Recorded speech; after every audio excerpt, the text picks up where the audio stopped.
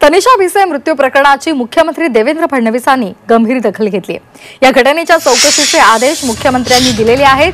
10 लाख रुपये न भरल्यामुळे उपचारांना दीनानाथ रुग्णालयानं नकार दिला होता आणि त्यानंतर अतिरिक्त रक्तस्रावामुळे तनिषा भिसे यांचा मृत्यू झाला होता। आपण पाहतोय तनिषा भिसे मृत्यू प्रकरणाची मुख्यमंत्री देवेंद्र फडणवीसांनी गंभीर दखल घेतलेली आहे आणि या घटनेच्या चौकशीचे आदेश मुख्यमंत्र्यांनी दिलेत।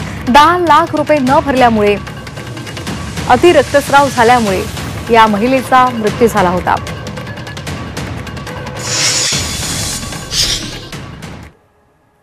धर्मदाय रुग्णालयांनी आपली भूमिका योग्य प्रकारे निभावली पाहिजे अशा प्रकारची आपली सर्वांचीच अपेक्षा आहे आणि म्हणूनच या संदर्भात मी एक हाय लेवल कमिटी तयार केलेली आहे जी या घटनेचा तर त्या ठिकाणी तपास करेलच, पण त्यासोबत अशा घटना होऊ नये म्हणून धर्मदाय रुग्णालयांवर कशा प्रकारे आपल्याला नियंत्रण करता येईल।